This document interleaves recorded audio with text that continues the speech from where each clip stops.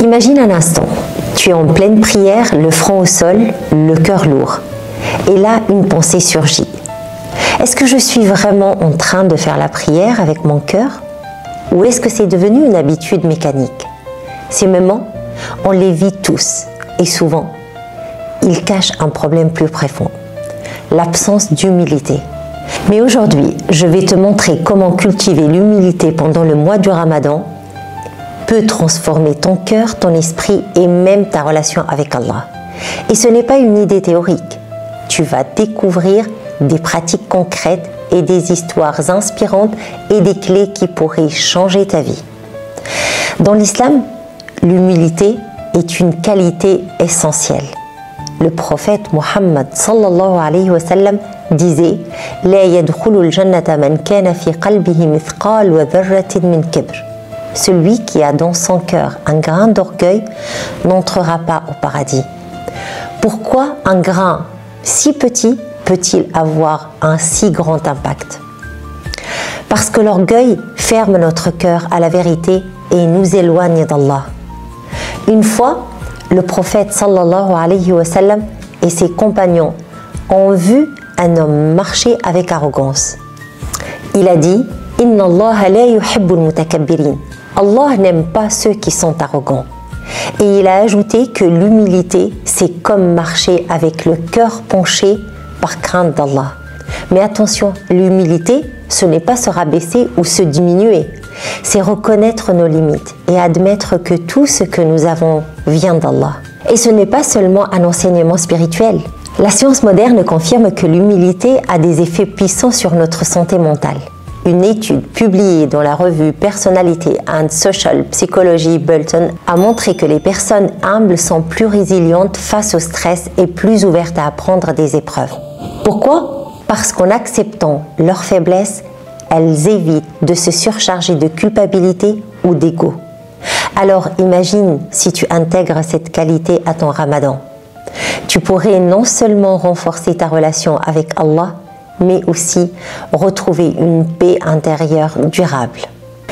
Mais avant de te dévoiler comment cultiver cette humilité au quotidien, si tu trouves ces idées utiles, prends une seconde pour t'abonner à cette chaîne et liker cette vidéo. C'est un petit geste qui pourrait encourager d'autres à transformer leur Ramadan.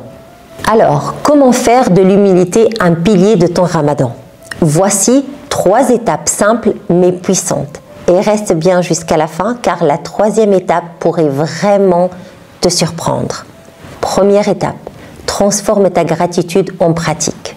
L'humilité commence par reconnaître que tout ce que nous avons vient d'Allah. Chaque soir, après l'iftar, prends le temps, ou un carnet si tu veux, et écris 3 choses pour lesquelles tu es reconnaissant. Cela peut être aussi simple que « je suis en bonne santé » ou « j'ai eu la force de jeûner aujourd'hui ». Ce geste, bien qu'il paraisse simple, transforme ton état d'esprit. Allah nous dit dans le Coran « La in shakartum la azidannakum » Si vous êtes reconnaissant, je vous accorderai davantage. La gratitude, c'est une porte d'entrée vers l'humilité. 2e étape, l'art de l'écoute. Le Ramadan est aussi un moment pour renforcer nos relations humaines. Et l'humilité joue un rôle clé ici.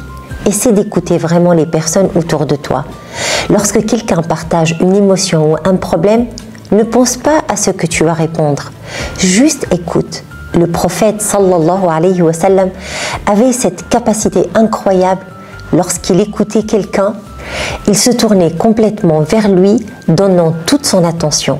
En faisant cela, tu apprends à t'effacer pour mieux comprendre et mieux aimer les autres. 3e étape, une prosternation différente. Maintenant, voici l'étape qui pourrait transformer ta relation avec Allah. La prochaine fois que tu te prosternes dans la prière, reste un peu plus longtemps que d'habitude.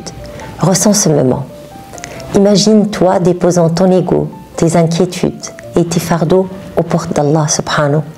Rappelle-toi ce que Ibn al-Qayyim disait.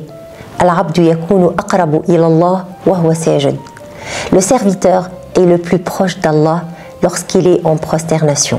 Fais de cette prosternation un moment d'intense humilité. Dis Allahumma tahhir qalbi min al-kibr waj'alni min al-muttaqin. Oh Allah, purifie mon cœur de l'orgueil et fais de moi un de tes pieux serviteurs.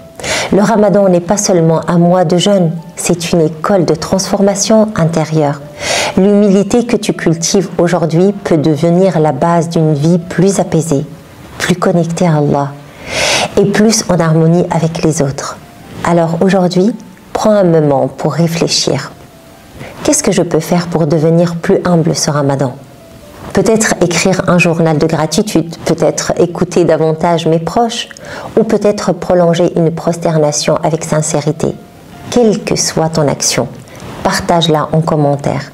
Inspirons-nous les uns les autres à faire de ce Ramadan une véritable renaissance.